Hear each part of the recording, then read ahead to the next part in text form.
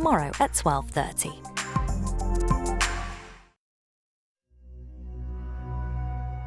And now the latest ITV news from Granada Reports with Gamal Fambalay.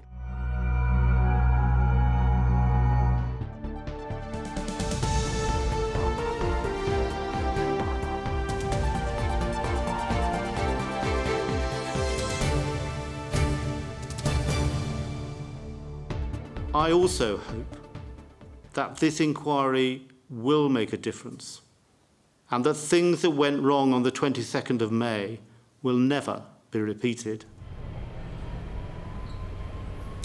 A very good evening from Granada Reports. Well, that was Sir John Saunders, the chair of the public inquiry into the suicide bomb attack at the Manchester Arena 5 years ago. 22 people were killed and hundreds were injured. In the last few hours, Sir John's published a highly critical report highlighting serious mistakes made by the emergency services that night. Individual police officers and the 3 paramedics who were able to get to the casualties performed heroics, but the well-coordinated joint response that was needed from the blue light services just didn't happen. And as a direct result, one of those who died, 28-year-old John Atkinson from Bury, would have survived his injuries had he received professional medical care in time. Sir John also said the youngest victim, 8-year-old Safi Rose Roussos from Lancashire, had a remote chance of surviving, though there remains doubt that she could have been saved. We'll be hearing from her dad later in the programme. But first, our correspondent Rob Smith has the latest with a warning of flashing images. For all their individual rushing, their individual courage, the overall emergency response to the arena bombing was, quote, far below the standard it should have been. The inquiry into the attack says too little help arrived too slowly for those desperately in need. Police undermined the joint response, failing to declare a major incident immediately. A lack of communication meant paramedics and firefighters weren't deployed as they should have been.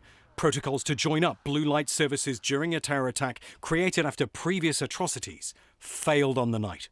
We heard heartbreaking evidence of the injured and the rescuers who were in the city room, hearing the sirens of ambulances, knowing paramedics were close by, expecting their imminent arrival, only for them not to arrive in the sort of numbers which were needed.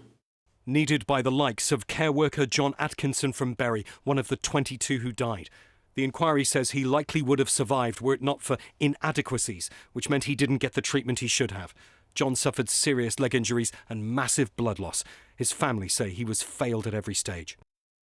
He was left dying, without his dignity, on the floor, when it should have been obvious to medics that he needed to get straight to hospital. As we know from witnesses, John kept asking if he was going to die. John must have known that he was dying, and the pain that causes us to say that is too great to put into words. This should simply never have been allowed to happen. The bombing's youngest victim had only a remote chance with different care, according to the report. 8-year-old Safi Rose Roussos from Leyland was 5 metres from the bomber. She had a, quote, terrible burden of injury, and her death was highly likely to be inevitable. Some experts told the inquiry she could have lived. So if somebody leaves you on the floor, you will eventually die. But if you get took to hospital and get the treatment, you've got a chance of surviving. But she never got that chance. She did survive. She survived for nearly an hour. Bereaved relatives, including Steve Howe, are angry it's taken so long to spell out what went so wrong. Answers over the attack that killed his wife Alison have come years too late for him. You know, if they'd have held their hands up within weeks and said we made loads of mistakes and we haven't had to do this to bring them to account, I think we would have felt better. But after 6 years, I feel worse than I did the day after it happened. Many individual 999 responders, like former paramedic Lee Vaughan, are praised in the report. She was one of 3 paramedics who entered the arena's city room where the bomb went off. Unfortunately, as a paramedic, when you're on duty, if you're told you can't go and do something, it's not your decision. I'd pretty much guarantee that every paramedic that was on scene that night would want to have come in there. Greater Manchester's emergency services say a recent training exercise shows they now work in sync. The casualties here were dummies at the mocked-up scene of an attack on public transport. Each service say their responses would be very different now. Each said sorry today. Occasions like this, the word sorry has the risk of sounding hollow. Nevertheless, I want to make it clear that whilst our actions were well-intentioned, we apologise wholeheartedly for our failures. They weigh heavily on us individually and as an organisation. Our actions were substantially inadequate and fell short of what the public have every right to expect. And for this, I apologise unreservedly. That will forever be a matter of deep regret for our service. We let the families and the public down in their time of need, and for that I am truly sorry. To stop what failed here failing again, the inquiry's made 149 recommendations. They include training to give emergency crews better experience of the stresses and speed involved in reacting to an attack, incident plans to be checked at least every 6 months, and a culture of attending an incident immediately rather than being risk-averse. Rob Smith, ITV News, Manchester. Well, there you have it. Apologies from the 999 services there. And the head of North West Ambulance Service is offering to meet with families of those bereaved by the arena attack. But what about being more prepared for a serious incident in the future? The police, fire service and North West Ambulance all appeared at a joint conference to respond to Sir John Saunders' report. You heard them say sorry, but this is some of what they've been saying about being better going forward. I am already able to confidently state that GMP is now in a fundamentally stronger position than it was in 2017, should we be called upon to lead and respond to a similarly challenging and terrible event. Since the bombing, we have taken a series of important steps to ensure we capture learning and initiate change, improve communication between emergency control rooms and enhance our staff's awareness of multi-agency capabilities within major incident. I want the public to know that this will never happen again. Today's Greater Manchester Fire and Rescue Service is better prepared, better equipped, better trained, better exercised and more resilient. OK, let's speak now to the Mayor of Greater Manchester, Andy Burnham, the man in overall charge of the area's police and fire service. Mr Burnham, many thanks indeed for joining us today. Apologies, reassurances from the emergency services are all very well, but bereaved families and survivors, they want accountability. They're not going to get us, are they? Well, it's my job to ensure that they do, and in fact there already has been accountability. There is a different Chief Constable leading Greater Manchester Police. There is a different Chief Fire Officer. These are both substantially different organisations today than what they were in 2017. Back then there was poor leadership, a poor internal culture, and actually an inability to learn and face up to the truth. We've seen today how an inquiry that I set up after the attack, which, to be honest, got to the truth around the fire service, had obfuscation from Greater Manchester Police, where they did not provide a truthful and accurate account for 9 months to that inquiry. And I think Stephen Howe was talking to this in the clip. You know, we need a different culture within our emergency services, and I'm confident with the new leaders of our police service and our fire service, they are bringing that different culture. And of course that was confirmed by His Majesty's Inspectorate of Constabulary when they removed Greater Manchester Police from special measures last week. So you've been highly critical today, but do you have any regrets that, as the effective head of GMP, senior officers who failed so badly retired on full pensions, including the Chief Constable Ian Hopkins? When I had all the evidence I needed to change the leadership of Greater Manchester Police, I did. And he received nothing more than what he was contractually entitled to receive. And if I tried to reduce it, the advice I received was it would have led to us spending more fighting. And you allowed him to leave on a full pension? I said I acted in full accordance with the advice, which was that if we wanted to get on with changing GMP and reduce what was spent, just honour the contract, and that was all that was done. But when I had the evidence, I acted immediately, and because I acted immediately, we had the Chief Inspector of Constabulary saying last week that GMP had undertaken the quickest turnaround out of special measures of any force. So I don't run the police. I can only do what I can do, acting on evidence, to hold them to account and change the leadership if that was needed, and I did that. And because of the actions that I took, so there's no way that you could have sacked him. Many of our viewers will want to know this evening, why didn't you just sack him, get rid of him? So I can't hear you. I did. That's what I did. That's what I don't know if you can hear me, but that is what I did when I had the evidence. And as you'll see if you read the report today, Greater Manchester Police did not give an accurate account to the Kerslake report that I set up. So I set up that report to get the evidence about what had happened, and our police force had that inability to provide that fully accurate account. So that was the problem. They weren't being truthful in terms of giving the information that people needed. And that is why the decision was taken to bring about that substantial change, and that substantial change has led to a much better police force. Mr. Burnham, just the time is against us. At 4 o'clock this afternoon, we received a statement from Greater Manchester Police's Chief Constable. In that statement, it said, sadly, GMP's combined failings were significant and contributed to the loss of life. To the families and loved ones of those who died, I am truly sorry. That was from Stephen Watson, the Chief Constable of Greater Manchester Police. 35 minutes later, we received another statement from Greater Manchester Police. Those words were omitted. What are our viewers supposed to think this evening?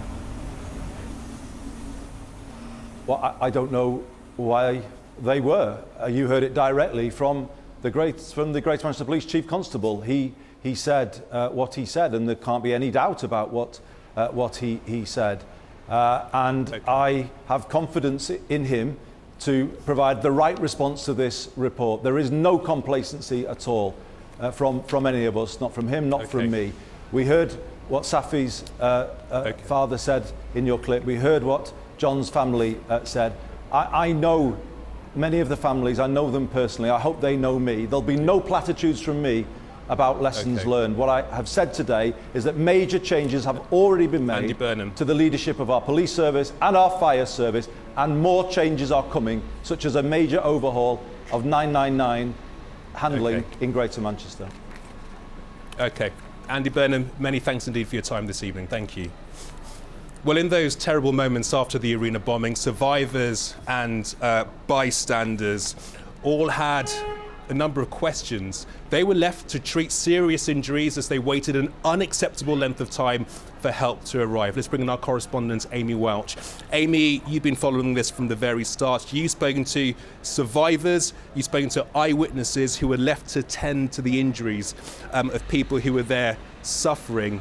They're pretty much saying the same thing all day today. Where were the 999 crews when they were so desperately needed?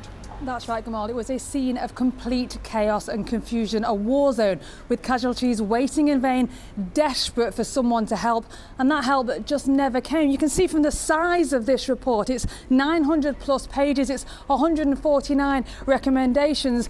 That just gives you some idea of just how much went wrong on that night. Everyone thought they were doing their best, but in the words of Sir John Saunders, their best was not good enough. The police failed to communicate that the scene was safe. The ambulance service failed to send enough paramedics in to help, and the fire service were waiting at a fire station 3 miles away. Now, we've already heard how the ambulance service only sent 3 paramedics in to help, and that meant it fell to members of the public to treat the likes of Safi Rose Roussos and John Atkinson using things like belts and T-shirts. They've shared their testimonies with me, and a warning that this report does contain some flashing lights and some images and descriptions viewers may find distressing. May the 22nd, 2017. Suicide bomber Salman Abedi is about to detonate his device. Oh my God. What's going on? 52 seconds later, a dad dials 999. Ronald Blake can't find his daughter. but selflessly helps a stranger. Explosion at Manchester Arena. Is anybody injured? Yes, loads. I'm with a man now that's really injured. His leg's pumping. There were a young man on the floor, and it was just instinct to see if he were all right, and that was John. Shrapnel rips through Lucy's body, and best friend Millie does her best to stop the bleeding. Just took my jacket off and tied it around Lucy to try and stop the blood, because I realised she was bleeding out a lot, and she kept saying, like, I'm going to die, I'm going to die. Armed police arrive at the scene within 10 minutes, and at 22:47, the force duty officer is heard declaring Operation Plato within Police HQ, the code name for a marauding terrorist attack. My first call was for Op Plato, that's what we've got, declaring Op Plato in relation to the report that we now have confirmation of a male would appear to have strapped a device to his body and detonated it inside the arena, causing multiple victims and injuries. Op Plato should have triggered a coordinated emergency response, but the police don't tell fire or ambulance crews. And when they later realise there isn't a gunman after all, that information isn't shared either.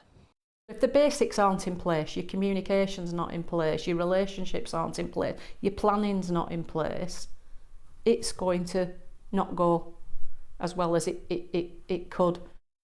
Andrea Bradbury is a former counter-terrorism inspector at Lancashire Police. She's also a mum who's waiting in the foyer to collect her daughter. Not only were the public saying, help, help, help, help, help, you had got police officers crying out for help, and that help didn't come.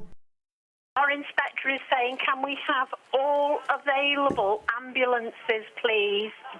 We've got at least 30 wounded, possibly up to 6 dead. Okay, and has it been confirmed that it's a bomb? We don't know yet, It's not been confirmed. One paramedic. That reported a nail bomb, possibly with shooting incident. For the time being, I could do with at least 4 emergency ambulances. He enters the scene at 22:52. But continued confusion over whether there's an active shooter or a secondary device means other paramedics are held back. I was in the triage area for like 2 hours or something like that, till like 1 o'clock in the morning. And in that time, nothing was done. We'd seen some ambulances going past, so we knew something was going on, but we didn't know what. I thought when I got there, they were going to tell me that she was there and she was dead. Meanwhile, 2 specialist paramedics have been sent in to help. 3 paramedics are now with the injured, while the rest set up a treatment area on the train station concourse. There were no way 3 people could deal with that sort of event. As soon as the police had been in, that room should have been swarming with paramedics. And it falls to members of the public to treat casualties as best they can. Poster seller Paul Reed is the first person to reach Safi Rose Roussos, the bombing's youngest victim. She was talking to me. She told me her name. I asked her about the concert, and she was asking for her mum. And I kept on telling her, "Don't worry, we're waiting for more help. Don't worry, we're waiting for more help." 26 minutes later, she's carried into the street on an advertising board. An ambulance is flagged down to take her to hospital, but she can't be saved. Ronald Blake wraps his wife's belt round John Atkinson's leg and holds it in place for nearly an hour. Put that round and just held it as tight as I could. But I tried to talk to him, asked him his name, what football team do you support. She kept telling him to stay awake, just keep talking. He says, "I'm going to die." I said, "No, you're not tonight, you're not." He lies in agony on the foyer floor for 47 minutes before a metal barrier is used to carry him out. At around midnight, John's finally placed in an ambulance. 6 minutes later, he's at the hospital, but it's too late. People could have been saved quite easy. They're trained to deal with situations like this, and the first time it happens, it all goes wrong. We both felt somewhat let down. I just don't want other people to go through what we went through. I really don't. We all get things wrong, but I wish more people had got it right.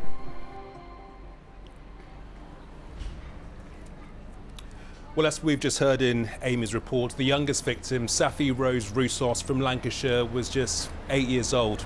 She was still conscious and talking after the blast, asking a paramedic if she was going to die. Sir John Saunders has ruled it was highly unlikely Safi could have survived, but her dad Andrew is convinced she would have lived if she'd been given specialist care. Our correspondent Elaine Wilcox has just spoken to him. Knowing Safi, she would do everything in her power to keep going, but she just didn't receive that treatment that she should have received earlier on. Members of the public had to take her outside and flag an ambulance down. Now, what damage did that do to Safi, taking her out on an advertisement board? Not splinting her legs, not tourniqueting her. She should have received the correct treatment. It was wrong. Then people needed help and they should have gone in a lot sooner. And Safi was let down. Now, the chairman has said that there was heartbreaking evidence that the injured heard the ambulance sirens outside and they didn't come in. And that was your daughter, that was Safi, wasn't it? They could hear the ambulances, they could hear the sirens, and that must give them that hope of help is coming. So you wait for it, but that help just didn't arrive. But the ambulance crew said they stood by just sending the 3 paramedics in, so Safi was treated by members of the public with no medical training. To be honest with you, I think they should all be ashamed of the response of that night. And you said you've heard excuse after excuse throughout the inquiry. What does that say to the victims' families? Not one person came forward and said, you know what, guys, this wasn't good enough. But in this report, do you think there is any accountability? Because the chairman says he's not looking for scapegoats. The chief fire officer who didn't send his crews in, he left the service. The Greater Manchester Police's chief constable, he resigned, he wasn't sacked. Do you want to see them held accountable now? Of course, 100% they're accountable for it. That's their job. They need to admit to the failures of that night, because that's the only way things will change for the future. So, Andrew, what do you say to those in charge who made that decision to not go in to help your daughter, just 8-year-old and terrified and needing medical assistance? To accept your failings and stop brushing it under the carpet because of accountability. We all know what accountability means, but do not brush an 8-year-old child's life under the carpet. It's wrong. As a human being, as a father, yourself, myself, please accept the mistakes. Now, you have fought for answers for your daughter all of these years. Thank you for talking to us tonight, and take care. Thank you, Elaine. Well, join me now is Fegan Murray, the mother of 29-year-old Martin Het, who also lost his life in the arena attack. Since his death, his mum has been pressing the government to introduce Martin's Law, which, among other things, would create tighter security checks and better medical facilities at public venues. Fegan, thank you for joining us this evening. Well, what did you make of Sir John's report today, specifically about what he said about Martin's Law? Yeah, obviously it was a very extensive report, and I'm so glad he highlighted Martin's Law, because it's obviously, I've been campaigning for over 4 years, and the government pledged that they would do it, and we're still waiting after all this time. So what Sir John said is that the bigger venues should not wait any longer, it should be implemented. But for me, what is really important is that the smaller venues are actually more at risk, because bigger venues know what to do about security. Once the legislation is in, they have to implement it properly.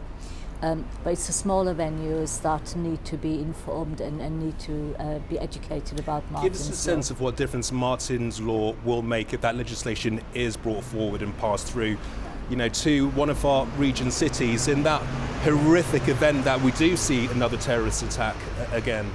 It would mean that smaller venues, the staff would be trained in knowing what to do in case there's ever an attack, but also that hopefully staff will be trained in lead control techniques, hopefully, and they know what to do, where to evacuate or evacuate people, and they know how to do risk assessment of their building, all that kind of stuff. Okay, Vegan, thank you very much for your time, and thank you for staying with us through all of this as well. Thank you. Well, for now at least, that is it. The latest chapter of this very sad story. But for now, just a short walk from here in the city centre, the Glade of Light, the permanent memorial to those who died. Tonight, the police, the fire brigade and the ambulance service are being set a major challenge to work together if anything like the arena attack happens again. Now, for the sake of those whose names are on that memorial, for their families, their friends, for all our sakes, let's hope that challenge never comes. From me and the team here in Manchester, many thanks indeed for watching. Goodbye for now. Goodbye.